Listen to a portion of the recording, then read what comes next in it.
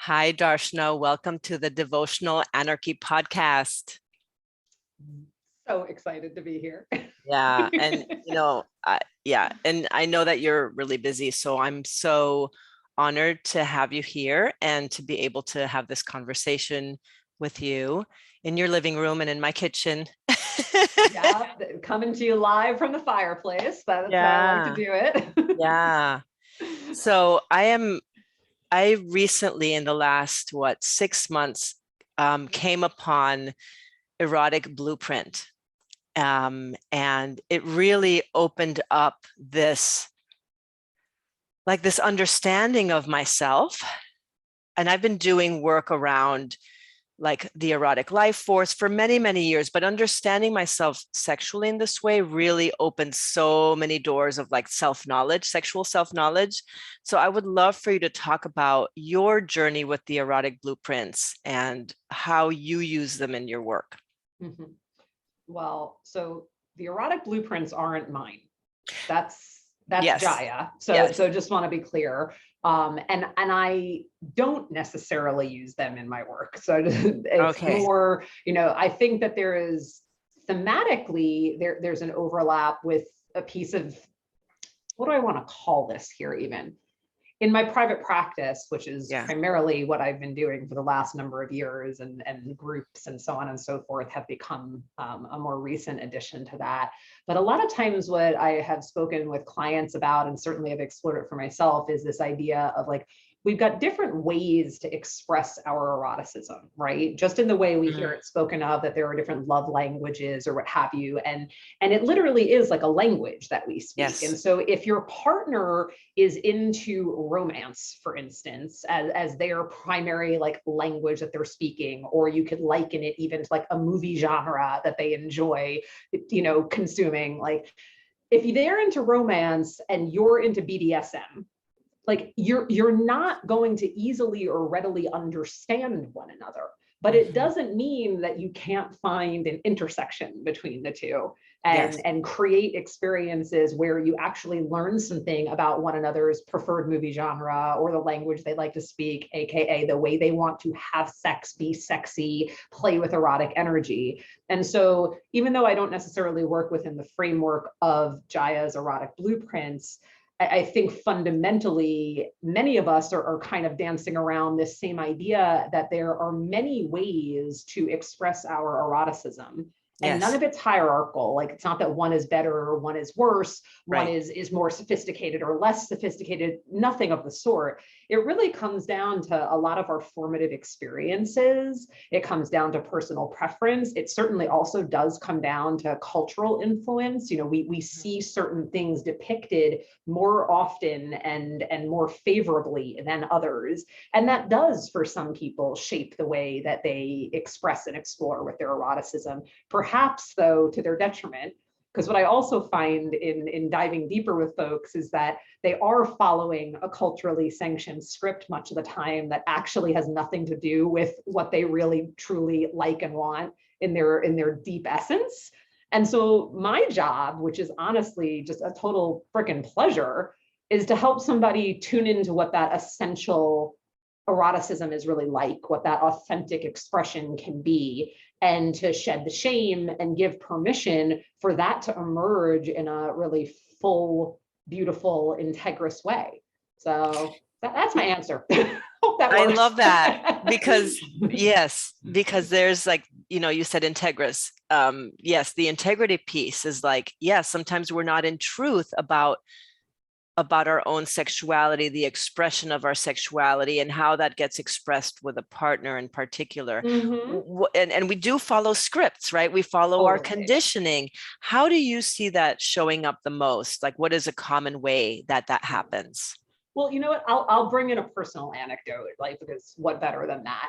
I'm recalling two different partners who I had years back, who both of them were incredible lovers in my life and really woke me up to the reality that there might be more to my sexuality than I knew.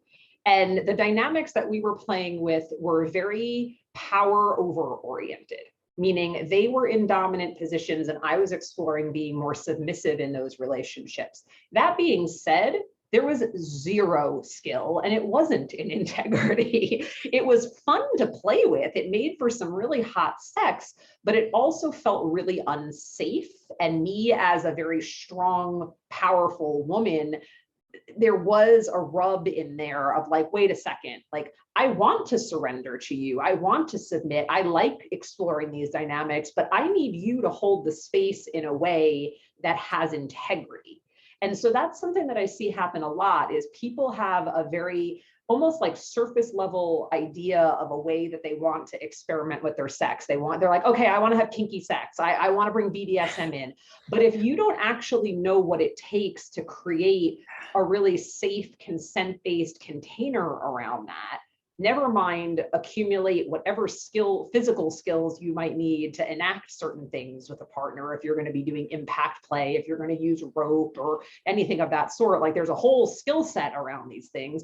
But a lot of it has to do with how do you psychologically and emotionally create that integrity in the relationship, so that when you explore these dynamics, it can become a safe thing.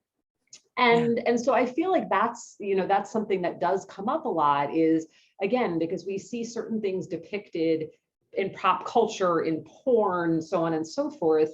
We have these real surface level ideas of what's out there that are not necessarily true to the lived experiences that people are having in their homes and, with their partners. And we set about trying to like enact that without really ever pausing to consider like, what's the deeper motivation here? What's the deeper desire here? And what would I need, or what needs to be in place for this to unfold in a way that would genuinely feel good for both me and my partner? Because it's not an either or. It's not that if one of you doesn't get to feel good while the other is suffering, that's called rape. It's not like there's a meme that I've seen going around recently, and it's accurate, of like, there's no such thing as consensual sex or like non-consensual sex. Rather, there's sex and there's rape, and I'm using provocative terminology here, I realize, and that might be triggering for some people, but I hope it drives the point home that it's like, where we go awry a lot of times, even, let me switch to the other end of the spectrum, even in romance. Like you might lavish your partner with the flowers and the chocolates and the love letters and the poems, but if it's coming from a place of like trying to perform something, it's not your truth, and it's not really aligned with what your partner's wanting, who is this for and who is it serving? So yes, thank you. And like, what you're talking about, I'm so glad that we're talking about this, because I do see this a lot, or I don't see it. I suspect it's out there, because, my work is around creating the basis for that skill set, right? The capacity for deep embodied intimacy, for those conversations around consent and consensual non-consent to happen. And there is this sense of performance, or sort of like let's play around with this, but there's so much more that can unfold when there are those intimacy skill sets, or the other skill sets that you're describing. And when I lived in San Francisco some decades ago, and I was like very much sort of on the outside looking into the BDSM and kink scene, and sort of the queer community that I was in at the time. And I was looking at it from the outside and being like, wow, like people are just hurting each other. Like people are just like, I had a lot of judgment around it. And now that I understand it, I realize sort of the deep healing that can happen when that foundation of intimacy, those skill sets are there. And I'd love for you to share, what are those skill sets? How do you develop them? Like, what is your approach? Yeah. Well, you said something just a few moments ago in that of like the difference. I don't want to emphasize like the difference between performing and let's play around with that, I think was the phrase you said. So there's a difference between performance and experimentation. And I think experimentation is one of the most critical, valuable ways that we cultivate intimacy with ourselves and with our lovers, partners, friends, whomever it is that we're playing around with or exchanging in any way that is intimate with. Yes. And so I think experimentation and its very close cousin, curiosity. Yes. Like you know, so we need to create opportunities for ourselves to try different things on. And so when you ask me, like, how does somebody do this?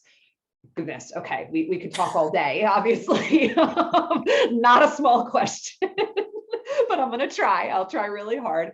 I mean, what it boils down to is really learning how to be present with yourself, which is way easier said than done, such that you can cultivate the intimacy with self that I just spoke of. And by that, I mean a clear, embodied knowing of what your needs, desires, and boundaries are. Because with those well discerned, with those articulated, then you can show up for that experimentation in integrity. It does not mean you need to like or love everything that you experiment with. It does not mean that that's going to safeguard you against things possibly getting weird sometimes, having to contend with the awkwardness, the vulnerability, the, oh gosh, you know what, I really did not like that, having a hard conversation. Yeah, that's going to happen anyway.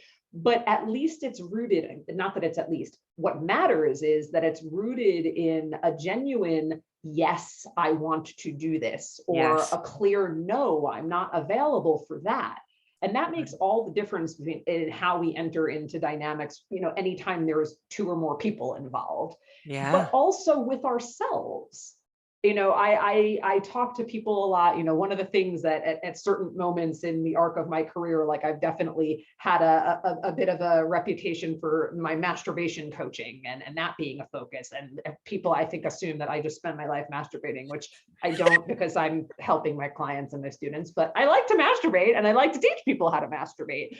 But I've even seen a lot of performative masturbation. And what I certainly see, and I know it myself, is very goal-oriented approaches, because we are taught that, oh, it's all about the get off. What's the point of masturbating if I'm not having an orgasm? And so we find our path to orgasm and we just keep following it.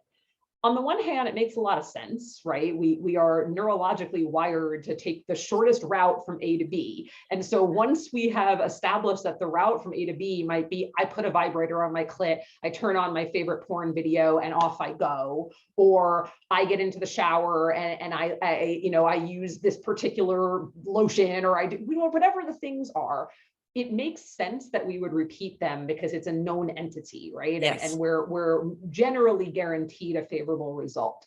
But the problem there then is that we're missing all the many beautiful scenic routes that we might otherwise be taking to really being with ourselves, inviting our entire bodies and our entire being into the experience. And instead of it being goal-oriented toward the get off, what happens when our masturbation can become about getting in touch with ourselves, tuning into like, what is really wanted in my body right now? How would I like to move? What happens if I'm not focused solely on a climax, but instead I want to focus on bringing the maximum amount of pleasure into my entire body, right? So this is some of what's possible then when we really deepen into intimacy with ourselves. Yeah, I love that. I love the what you said about, like, yes, we can be that goal orientation, right? And that it makes sense, because it's like, yes, orgasms feel good, but we miss so much along the way. We miss the subtleties, we miss the sensation, and the maximum amount of pleasure, right? Like, you spoke earlier about like that presence with self, that embodied knowing of needs, desires, and boundaries.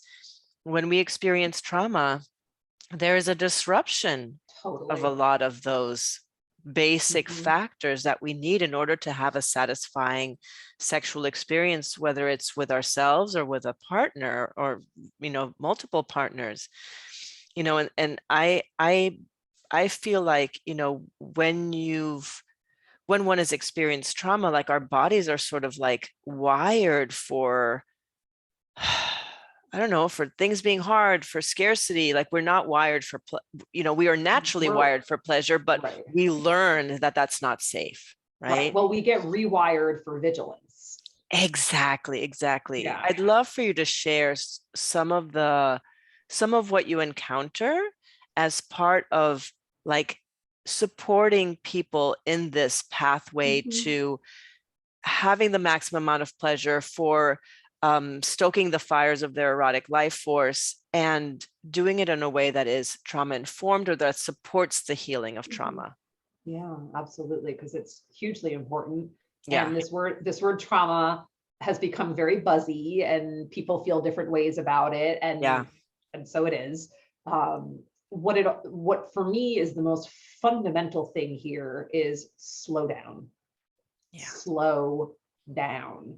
There's pretty much never going to be a moment when that isn't going to help when it comes to someone who has trauma imprints in their body, when your nervous system, instead of having an easy time relaxing and receiving pleasure, goes into a hypervigilant mode where you're bracing yourself or you're dissociating. What we need to do is actually slow down, because that very same presence that I spoke about in terms of what would let us be in that intimate space with self, the slowness allows us to get present with, oh, wait, something's happening. I'm having a reaction right now. Right.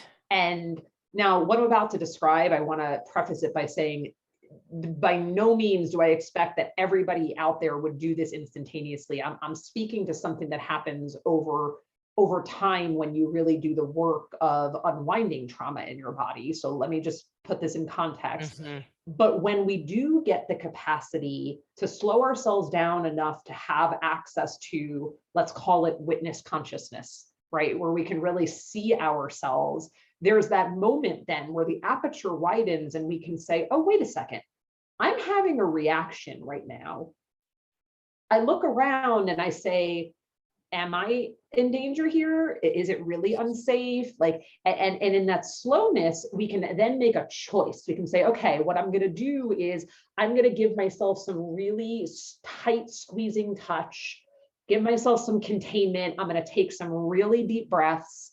I'm going to feel my feet on the ground. I'm going to shake my body like crazy, like whatever our somatic tools are that we've learned to use through that progression to help our bodies regulate. We're going to put those to use right then and there. And then we're going to see what happens on the other side. And if what happens is that instead of having a reaction, we find ourselves able to respond, because there's a really big difference between a reaction and a response. How beautiful. That's when we actually get to create new imprints, healthy imprints that are not about that trauma pattern repeating itself, but instead let us have the lived experience of something that was once triggering becoming something that feels pleasurable, safe, resourcing, whatever the needed experience is on the other side. And again, this is something that can take a long time for some people.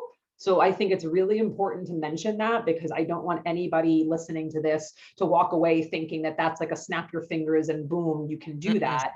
Some people, it's years and years and years of trauma-informed somatic therapies or whatever it is that you're doing to get support that would bring you to that point. For other people, the journey is shorter, and having a guide matters, because most of us would be hard-pressed to do that for ourselves without some really high quality guidance. And that's as it should be. We're not meant to hold all this alone. Yes, that's right. You're absolutely right. Yeah. And I would love to hear more about, like, when you talk about somatic sex, what is that? How do you define that for yourself, for your clients? Well, so two of the main modalities that I'm certified in and utilize are sexological bodywork and the Somatica method. And both of those, to some extent or another, refer to the work as somatic sex coaching of a certain sort. Somatica was actually born out of what the founders, Celeste and Danielle, saw as a gap in the work of sexological body work that was founded by Joseph Kramer. Joseph's work, sexological body work, initially was a response to the HIV and AIDS crisis in the gay male community. and wanted to create a way that the erotic therapeutic healing power could be brought to these men who were suffering in such intense ways. And Celeste and Danielle, decades later, met one another while training in sexological bodywork, did that work, but then they started looking at all of the things that did not include, like attachment-based relating, and how, and what happens when we actually, as a practitioner, get into a more reciprocal role with our clients to give them access to certain experiences that they might not be able to safely have otherwise. So both of these modalities are in my toolkit. They're wonderful. You can learn a ton about them, easy to find information out there. And what it all boils down to, though, is that it's a way of approaching our sexuality. So everything that's imprinted around our sex, our beliefs, the way we're acting, from a body-based lens. Because that's what somatics is about, in case that word is not widely understood, but knowing what you're up to, I'm guessing many of your listeners would know that. But we're talking about the wisdom of the body. We're talking about the experience of the body when we speak about something somatic. So on the one hand, it's kind of like, well, how could sex not be that by default? And I think that there's an argument to be made that many people are having sex that is quite disembodied and does not honor the wisdom of their body. And that's the dominant cultural norm right now.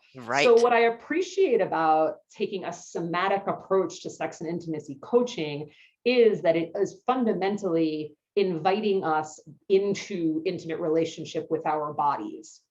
My work as an erotic wholeness coach, so for many years, I referred to myself as a somatic sex and intimacy coach because I was like, okay, well, that's more widely understood, kind of, sort of, depending on the circles you run in. The circles that I ran in, it was. And over time, my work moved from that to erotic wholeness, because erotic wholeness to me is an even taking it out even wider, because our sex is not our eroticism. Our eroticism includes our sex, but there's a lot more to the picture. Right. So through my own lived experience and through my work, I really saw that talking about what I was up to with people as sex and intimacy coaching alone was no longer an accurate description.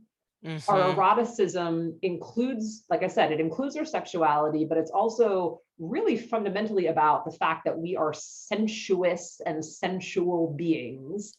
Part of a deeply sensuous world. And so when we include the whole of ourselves, it's our sensuality, our sexuality, our emotions get to be in there, the way we show up in relationship, our dynamism, our activism, all of that's in the mix. And so simply just over the, the course of things, as, like, I guess this is a moment of like, when you know better, you do better, right? And not to put anybody else's work or focus down, but for me, erotic wholeness is taking a trauma-informed, nature-based, and justice-oriented approach to looking at somatic sex and intimacy. And to me, that's where the wholeness piece comes in. We need all of that there if we really want to feel like we get to show up in full. And fundamentally, that's what we all want. To be our whole selves, to be loved, to know that we belong. So this is how I'm going about that. I love it. And I'm feeling really excited by your naming of the social justice oriented piece. Can you tell us a little bit more about that? Yeah, I mean, very simply, it's that the more embodied we become, and the more awake and aware to our sensations, our emotions, needs, wants, desires, boundaries, everything we've been speaking of here, you can't help, in my experience anyway, you can't help but then widen your eyes a little bit, look around and feel more deeply the pain of the earth.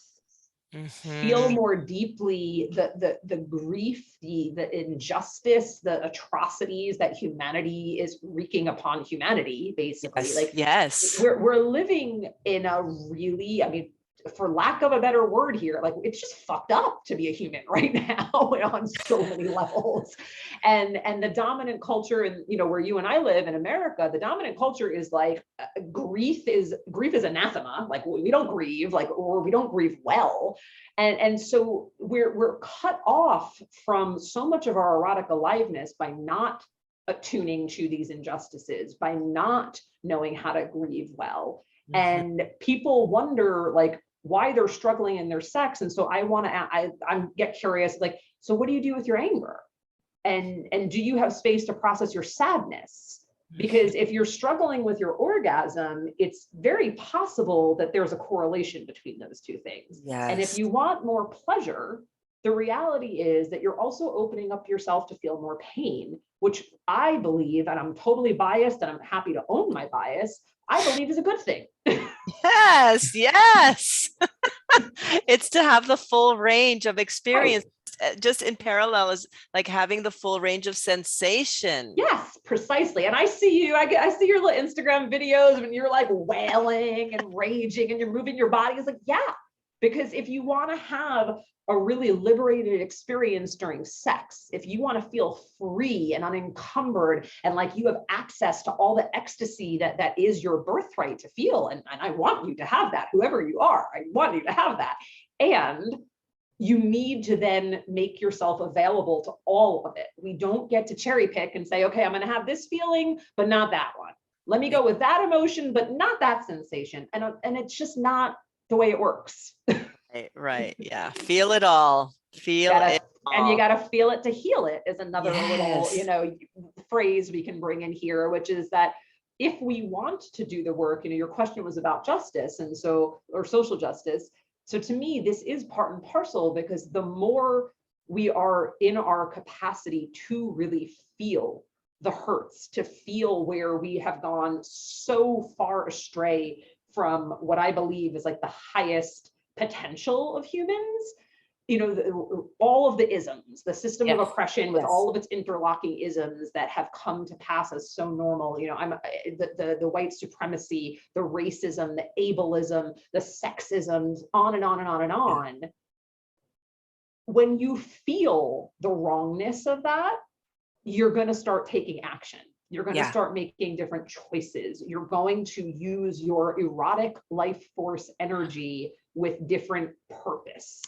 So that's how that has come to be an integral facet of my work, because it happened to me personally. And one of the primary ways that I'm taking action is to light that same fire in other people.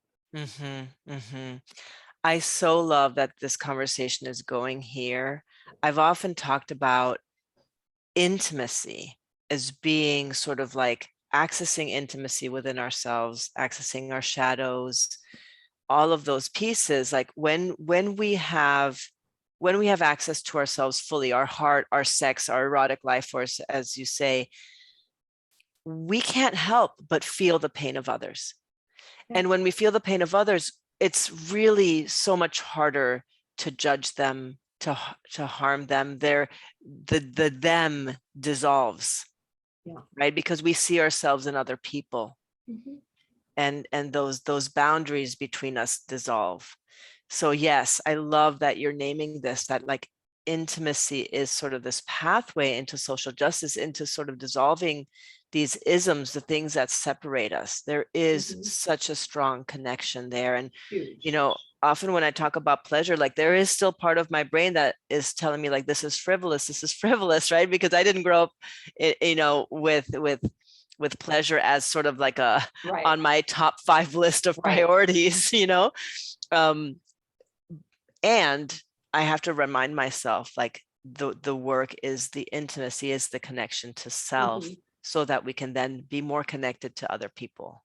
Absolutely. Yeah. And I would add another related dynamic is how somatics and activism come together. Yes, which, please. You've got people like Adrienne Marie Brown, Prentice Hemphill, Resmaa Menakem, who are these phenomenal, all people of color who are massive leaders and teachers to me in the wider, activism movement, if that's such a thing. That's way general. But Adrienne Marie Brown's, one of her seminal books is pleasure activism. And there is an understanding, I think, and I'm speaking in kind of third person here, because I do not have a background in organizing. I have not come up through the justice movements in a deeply involved way. But what I hear from people who have is the burnout the fatigue, Yes. the way that, because it's such passionate, purpose-driven work that was not rooted in a genuinely capacious embodiment, people are burning themselves out, blowing themselves out all over the place. So there's a way in which it's also essential that we bring this somatic intelligence, the wisdom of our bodies, caring for our bodies, growing capacity to handle charge and intensity in a good way, to our activism as well. And so it's just like different ways that these threads all weave together, I'm not going to get whatever me and my sayings that I keep trying to pull in here. Like there's something like, is this like a Gandhi thing? The paths are many, but the truth is one. Like I remember chanting that at an ashram years ago, but it's the truth. What I'm seeing here is it's like, we've got somatics, we've got activism, we've got sex and intimacy, we've got erotic, we've got this, that, the other, that ultimately, to me, what it comes down to is they're threads that weave together around this notion of wholeness. And another way that we could speak about wholeness would also be belonging. Fundamentally, I mentioned earlier when talking about eroticism that we're part of this sensuous world, this earth that we do belong to, but us silly humans, we've forgotten that, in a big way. And beyond, so there's this hunger, this yearning, this melancholy that most of us are walking around with without being able to name it, which is that we don't necessarily feel that intrinsic sense of belonging. Yes. We don't feel like our whole self is welcome. We're so accustomed to having to fragment off certain pieces of ourselves. Oh, I don't wear this with this person, and I don't say that with that person. I can't show up here as, it's become so second nature that we have forgotten our true nature. Our first nature is that we are these fabulous, wild, erotic beings, part of this wildly erotic, fabulous world. Yeah. And we want to have that affirmed. But we've really fucked that up for ourselves as a collective. And so now the work of people like yourself, like me, like everybody who's listening and taking this path for themselves, what we're doing is actually setting about like correcting that. And that's important work. And we need it all on board. We need the activism, we need the embodiment, we need the sex, all of it. And fascinating how it all sort of like each one feeds the other. Yes. Right. That very they can much all so. Feed each other. Yes, I love it. Yeah. So let's spend like maybe 5 minutes talking about sex, love, and goop. Sure. Yeah. So how does this opportunity come to you? What was your experience in that? It was actually very funny, because when I got the very first email about it, I was like, is this a joke?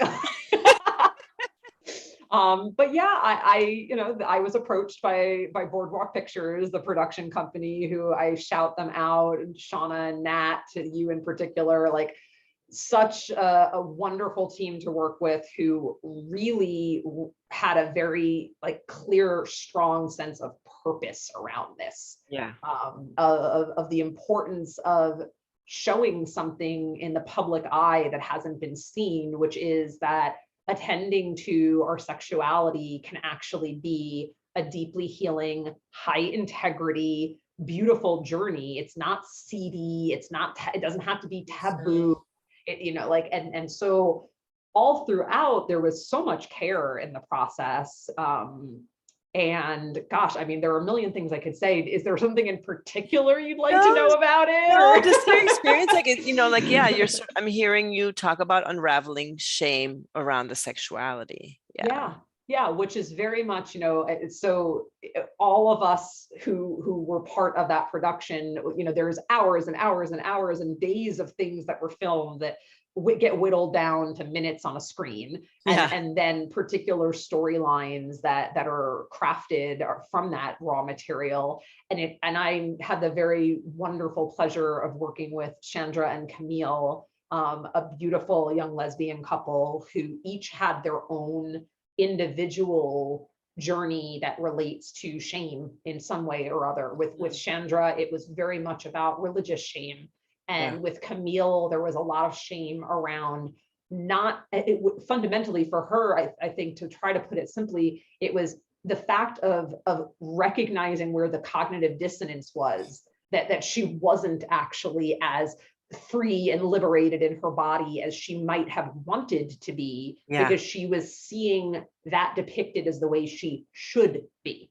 And so what we got to do together, and what you saw on the show was really about inviting each of them into a new intimacy with themselves, so that they could feel more safe and available and feel their true belonging in the intimacy that they share with one another as a couple.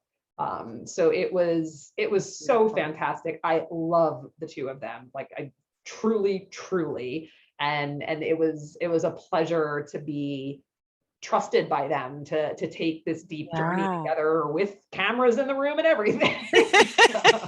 Yeah, that's amazing. That's a service. That's a service right there. Truly, they did us all a huge solid by letting that be seen. And I mean, the impact of the show, all of the couples, all of the professionals who are part of it. I mean, there's so much wisdom and beauty there. And then just the impact that people are having. I'm still, the show's been out for almost 2 months now, and I'm still getting messages on a regular basis about how touched people are by it, and what possibilities it's opened them up to.